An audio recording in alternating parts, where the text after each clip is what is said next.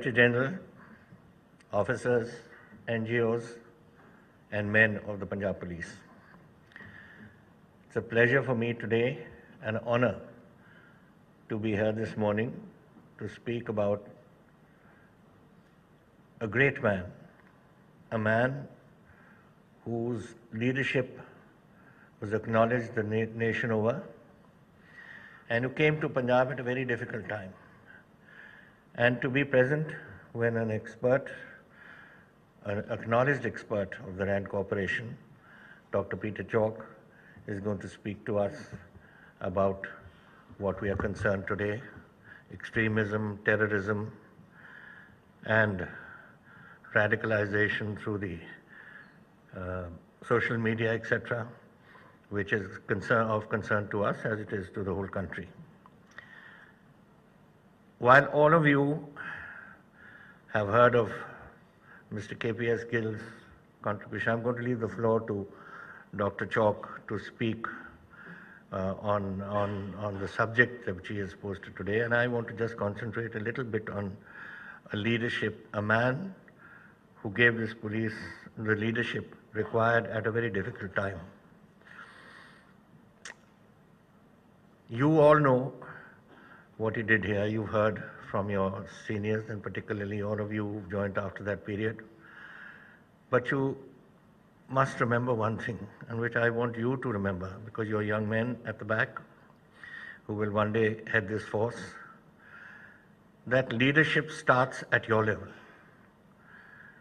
And I'll tell you a story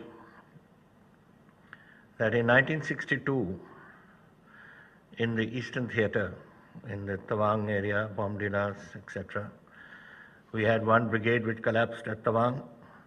We had the second brigade which collapsed at Sela. We had the third brigade which collapsed at Bomdila. And the Chinese were poised to move into Tezpur. At that time, there was panic in Tezpur. The civil administration abandoned the field. People were running helter-skelter to get out of the way of what they thought the Chinese would come down into Tezpur.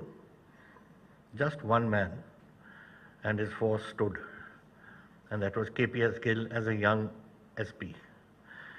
He didn't leave his position.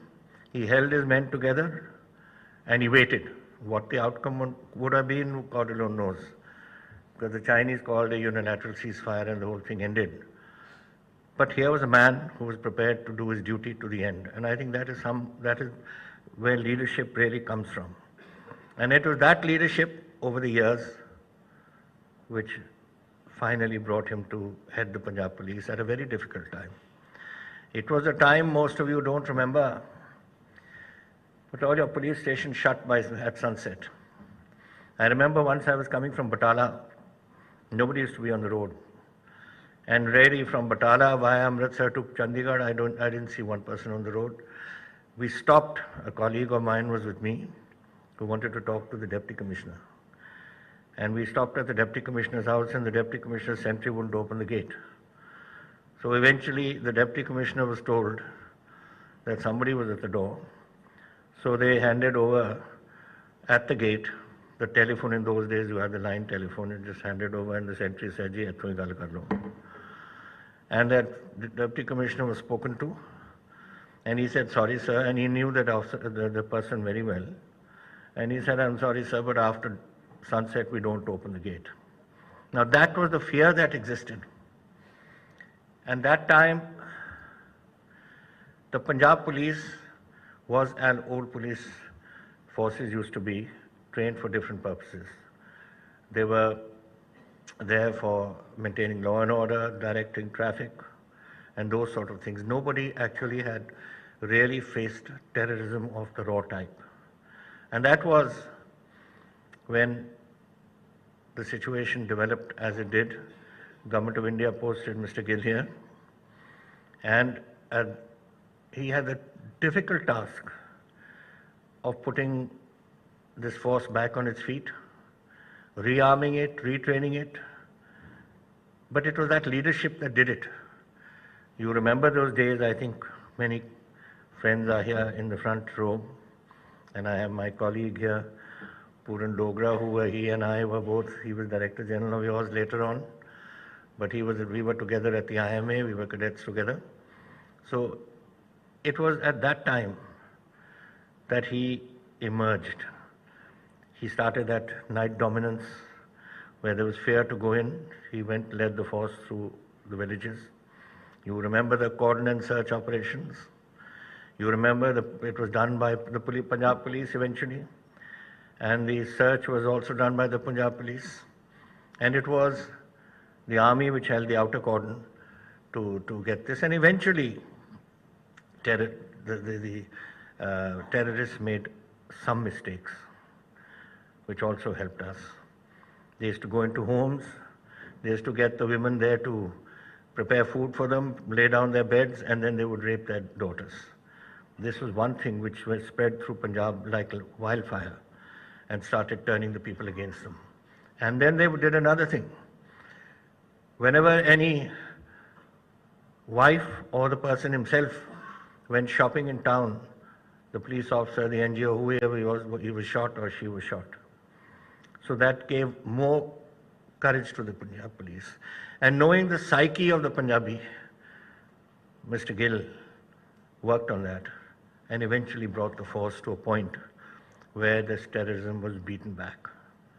And we lost a lot of people. Over 1,700 Punjab officers, Punjab police officers and men were killed. Over 30,000 Punjabis died during the operations, during terrorist operations, or caught in the crossfire, or whatever it was. But 30,000 did die. But Punjab got peace again, so never again. This duty, which we will be told how this global terrorism is being met, and I'm sure Dr. Rand has something to say, Dr. Chalk, on something to say about us, because this is what the Rand Corporation does do. And I'm sure, and tell us something about what he believes what is going to happen here. But we have to be faced. We have to face up to these things. We have to remember this is going on. All of you know it.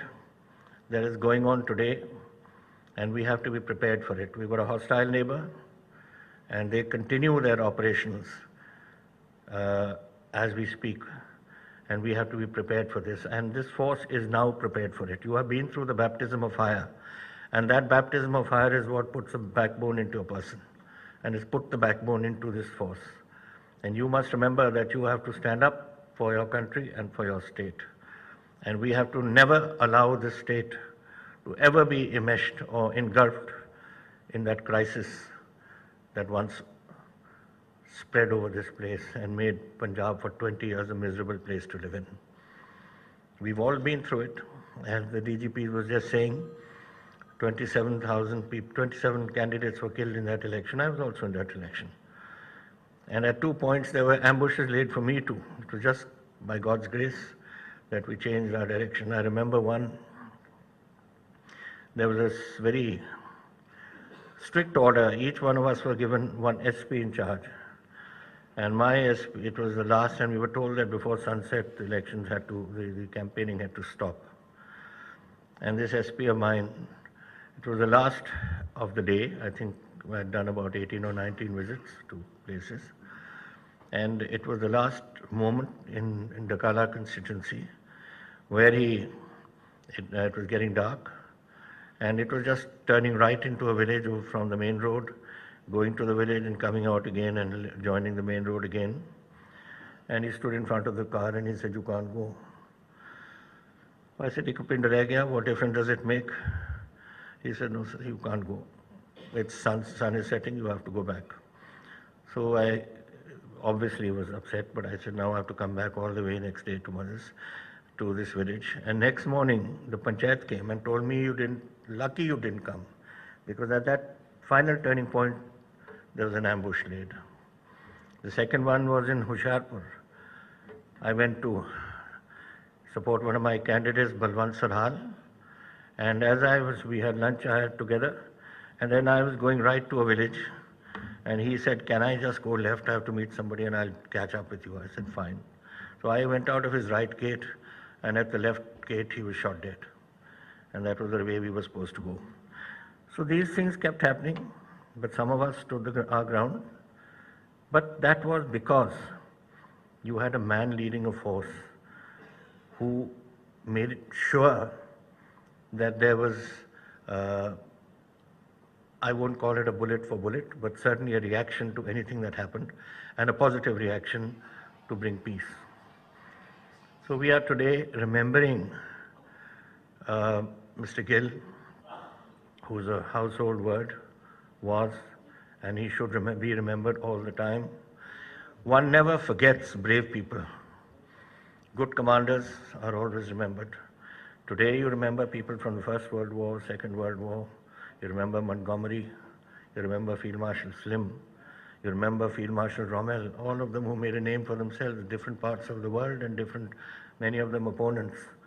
But they led their troops. And I think Mr. Gill led his troops. And we brought peace. Many of you served under him. I didn't. I consider it my, what should I say? It would have been an honor to have served under him. A leader like that, very seldom do you get leadership of that quality. And I knew him very well. I was very fond of him, and I think he was fond of me. And I today recollect my associations with him. And let him, for you, be that beacon that guides you in your lead as you go up in service. And one day, you too will, if you emulate him, you will be great officers and great NGOs of this very proud Punjab Police. I thank you all for calling me this morning, and I thank Dr. Peter Chalk, who has come all the way to give us his experience, and we look forward to it. I'm sure you all look